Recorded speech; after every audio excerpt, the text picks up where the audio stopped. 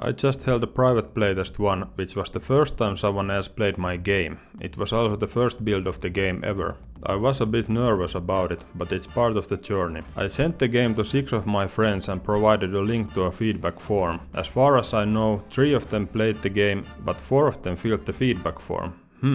Despite the low amount of feedback, the playtest was very beneficial. With just 3 actual feedbacks, it already highlighted the obvious pain points while playing. The first question of the feedback form was simply, how was the combat? That is because I wanted to experiment with something different. In the playtest 1, the combat had to be started by choosing to attack another village. Doing so would form a combat area. There were 3 outcomes to the combat.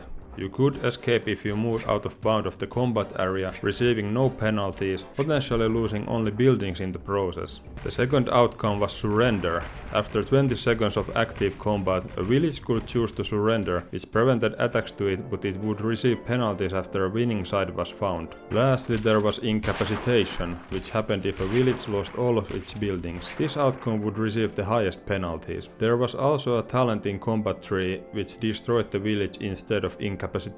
At the end, the winning side could choose what they wanted to take from surrendered and incapacitated villages. There was also the option to join sides or join alone in an active combat, which could lead to interesting moments. I did like the penalty system and dynamic combat sides, and the tester seemed to be okay with the idea, while having other balancing issues in the current build. Despite that, since I am developing this game from an RTS perspective, it started to feel out of place. Before even starting the playtest, I decided to try implementing a normal RTS combat, where you can always attack other players, and you could destroy them by attacking the actual platform. The second question asked how they felt about that change, and the general opinion was that as long as early combat was an option, it would be fine. The biggest issue with combat turned out to be the ballista projectiles. Since they just flew towards the point where the target was at the moment of shooting, they could be easily evaded with small sideways movement. And since the NPCs were not doing that, beating them was trivial. This was not a surprise to me, and while I had planned to implement the evasion to NPCs, one feedback suggested homing projectiles. Initially I had researched that idea for a rocket launcher on a metal platform,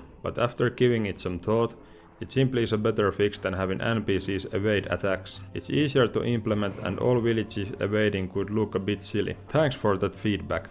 Another important pair of questions was, what aspects of the gameplay were the most interesting and what were the least interesting? Most interesting were using the collected resources to destroy enemies, build orders, fighting and trading. The least interesting, on the other hand, were trading and resource gathering. Trading was not appealing because it didn't yet have an endgame of its own. It was simply another means to get resources for combat buildings. I suspect resource gathering was not interesting because the eco-icons go automatically gather one by one, so there's a lot less intent and movement than in normal RTS games. Overall, I am happy with these answers, since building and fighting are the absolute core mechanics of the game, along with movement and gathering. At a later point I will revisit the gathering to see if I can make it more interesting. In open feedback about the gameplay, it was mentioned that some mechanics of the game were not clear even after a second game. Also, it seems they encountered a bug where no windscreen appeared after destroying all villages. Blueprints were a mystery,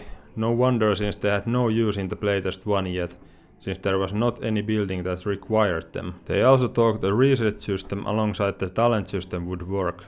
I actually started implementing building specific upgrades while waiting for the playtest results. When asked about the content, mechanics, UI and theme or setting stood out positively, while game world visuals were the least impressive aspect. The results are as expected, since I have a long background in programming, but the art side of games is new to me. UI quality of life improvements were also mentioned. Lastly, I asked what price would be fitting for the full game, and €10 was mentioned twice. That price is what I have had in mind from the start, so it was nice to see that expectation line up. Overall, the feedback seems to focus on improvements, additional systems, making the game more clear, and quality of life upgrades. Excluding the very simple NPCs, it seems the core gameplay is in solid state, which is good for the first playable build. I think this is a very positive response for the long term.